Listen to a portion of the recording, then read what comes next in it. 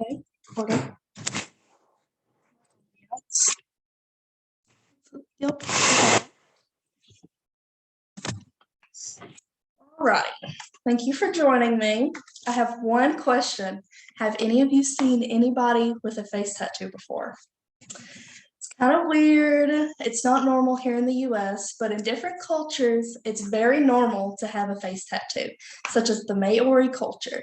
The Maori culture, their face tattoos symbolize their cultural heritage, their religion, and their family dynamics, and all sorts of different things. Researching this topic has definitely been a very enriching experience. I've learned a lot, and hopefully you guys can learn something from this too. I first heard about the Maori culture from various social media sites such as Instagram, TikTok, Snapchat, all those different sites.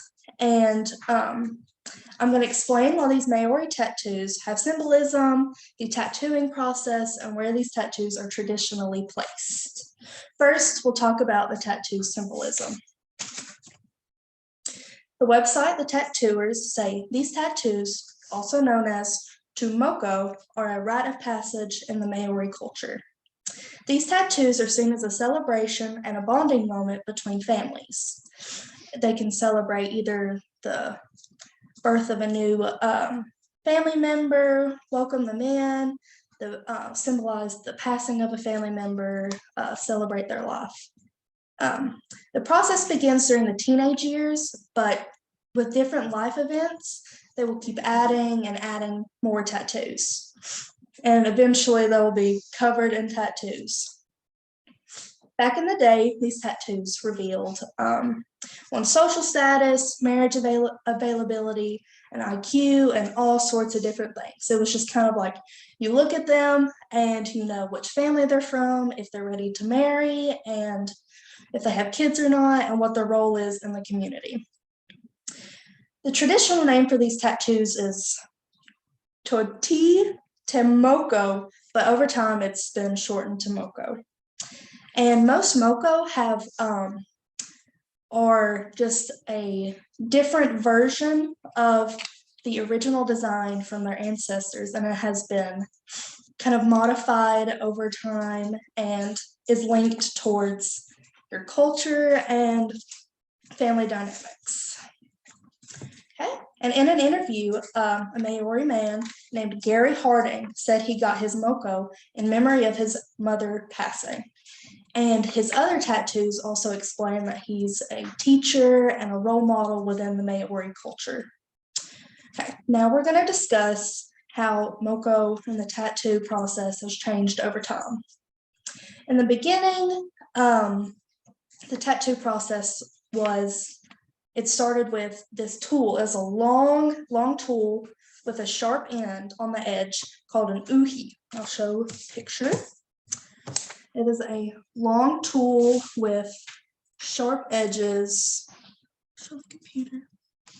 And you dip it in the ink, which we'll talk about in a second, and it would be placed over the skin, and another tool called a taw, looks like a hammer, would be placed over and tapped repetitively into the skin to ensure the ink stays.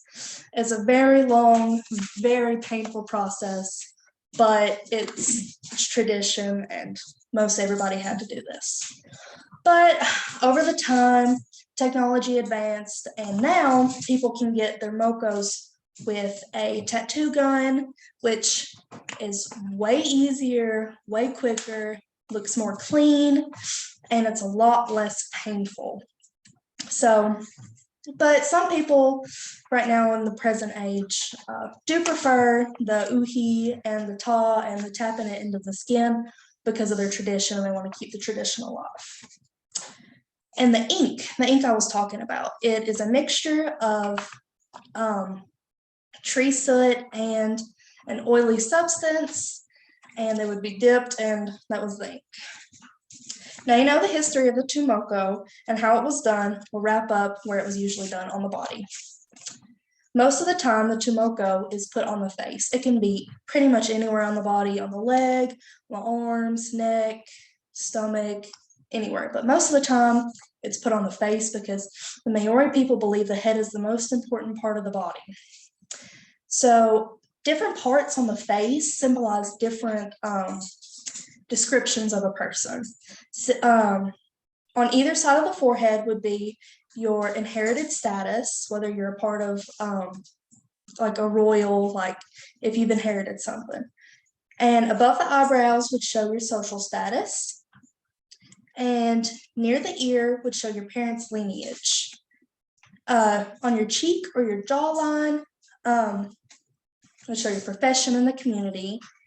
And it can be confusing to learn about, but when learned, these tattoos tell you a lot about a person. I will show you a person with a tumoko. See, this lady has it on her chin. That would show her profession, pretty much whatever she wanted it to show. Okay. That's pretty much it. Tonight, we've discussed the history of the Maori face tattoo, known as the tumoko, how they're done, and where they're typically placed on the body. My goal was to introduce you to this culture through their face tattoos and what they mean.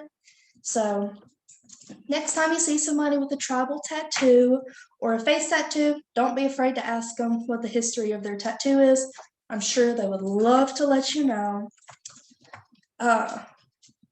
Thank you for listening. I'm going to show the audience again one more time. Okay. Thank you.